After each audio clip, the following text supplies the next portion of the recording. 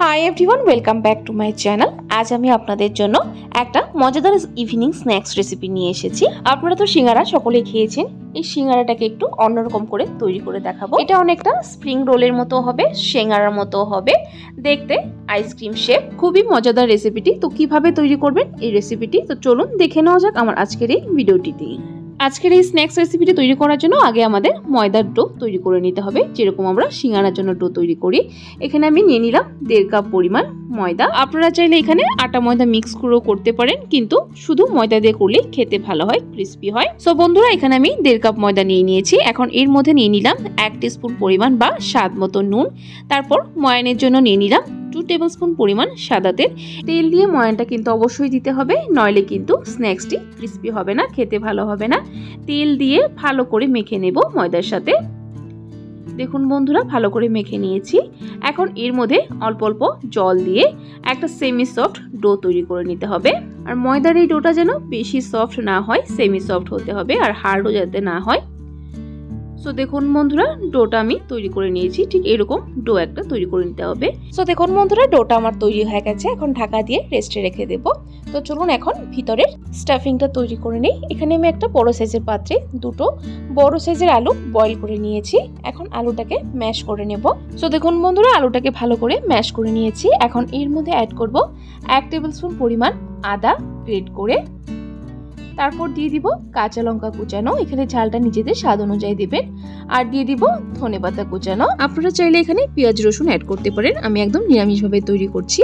তারপর এর মধ্যে দিয়ে দিব স্বাদ মতো নুন, দিয়ে দিব 1 টেবিলস্পুন পরিমাণের মতো ভাজা মশলা। এই ভাজা মশলাটা আমি ঘরে তৈরি করেছি। গোটা জিরে, গোটা ধনে, গোটা গরম মশলা, তেজপাতা, শুকনো লঙ্কা একটু ড্রাই রোস্ট করে তারপর গুঁড়ো করে নিয়েছি। খুব সুন্দর একটা ফ্লেভার আসে। তারপর এর মধ্যে অ্যাড করে দিলাম 1 টিস্পুন পরিমাণ লাল লঙ্কা গুঁড়ো, আর দিয়ে দিলাম 1/2 টিস্পুন পরিমাণের মতো চিলি ফ্লেক্স। যদি ঝালটা কম খান তাহলে চিলি ফ্লেক্সটা স্কিপ করতে পারেন। এখন সবকিছু একসাথে ভালো করে মিক্স করে নেব। সো দেখুন বন্ধুরা, ভালো করে মিক্স করে নিয়েছি। স্টাফিংটা আমার তৈরি হয়ে গেছে। এখন চলুন যাই নেক্সট প্রসেসে।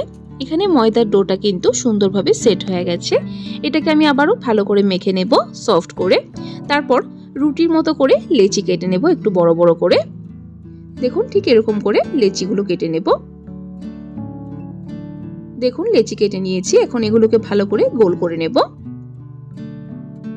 তারপর লেচিগুলোকে রুটির মতো করে বেলে নিতে হবে, একটু পাতলা করে বেলতে হবে। একটু ময়দা ছিটিয়ে তারপর রুটিগুলো বেলে নিচ্ছি। একদম পাতলা করে কিন্তু বেলতে হবে। সো দেখুন বন্ধুরা, বেলে নিয়েছি। একটা বেলে নিয়েছি আমি, এমন করে 2টো বেলে নেব।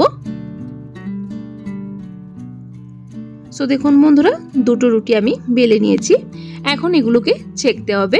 তো চলুন রুটিগুলো ছেঁকে নেই। রুটি ছেঁকার জন্য এখানে তাওয়া গরম করে নিয়েছি। এর মধ্যে দিয়ে দিব। এগুলোকে একদম হালকা করে ছেঁকে নিতে হবে। দেখুন আমার ছেঁকা হয়ে গেছে। ঠিক এরকম ভাবেই ছেঁকে নিতে হবে রুটিগুলো, বেশি যেন পুড়ে না যায়। এরকম হোয়াইটই থাকবে, এরকম করে ভাজতে হবে। তারপর এখানে আমি 3 টেবিলস্পুন পরিমাণ নিয়ে নিয়েছি ময়দা। এখানে নুন দিয়ে দিলাম। তারপর অল্প একটু জল দিয়ে একটা ঘন করে বেটার তৈরি করে নিতে হবে। বেশ ঘন হবে বেটারটা কিন্তু। দেখুন ঠিক এরকম ভাবে তৈরি করে নিতে হবে। তো চলুন বন্ধুরা, এখন যাই নেক্সট প্রসেসে। এখানে যে রুটিগুলো আমি ছেঁকে নিয়েছি, এগুলোকে 4 ভাগ করে কেটে নিতে হবে।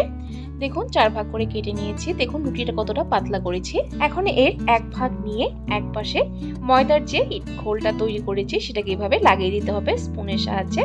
তারপর ঘুরিয়ে এভাবে যে পাশে ময়দার ঘোলটা লাগিয়েছি সেটাকে এভাবে সিল করে দিতে হবে। আপনারা হয়তো দেখে বুঝতে পেরেছেন কিভাবে আমি করেছি। তারপর যে স্টাফিংটা তৈরি করেছি সেটাকে এভাবে অল্প অল্প করে ভরিয়ে দিতে হবে। দেখুন খুব হালকা হাতে করবেন, নইলে কিন্তু খুলে যেতে পারে। দেখুন স্টাফিংটা আমি ভালো করে ভরে দিয়েছি। দেখুন দেখতে কতটা সুন্দর লাগছে। দেখুন এরকম ভাবে আমি সবগুলো তৈরি করে নেব। তারপর ফিরে আসি। সো দেখুন বন্ধুরা, সবগুলো আমি তৈরি করে নিয়েছি। এখন ভিতরের যে স্টাফিংটা আছে সেটা যাতে বেরিয়ে না যায়, এর জন্য আমাদের কি করতে হবে, দেখুন এভাবেই ময়দার যে বেটারটা বানিয়েছি সেটার মধ্যে ভাবে ডুবিয়ে সিল করে নিতে হবে।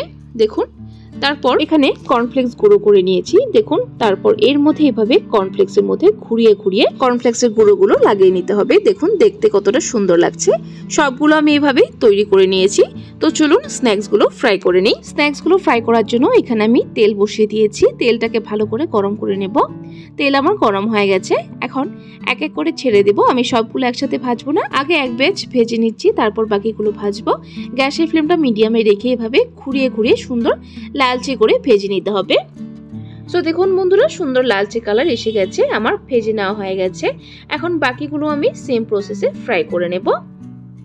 সো বন্ধুরা, আমি সবগুলো ফ্রাই করে নিয়েছি। দেখুন দেখতে কতটা সুন্দর লাগছে। ওপরের লেয়ারটা কিন্তু খুবই ক্রিস্পি হয়েছে আর ভিতরটা অবশ্যই সফট, যেহেতু আলু আছে। সো বন্ধুরা, দেখলেন তো কতটা মজাদার এই রেসিপিটি।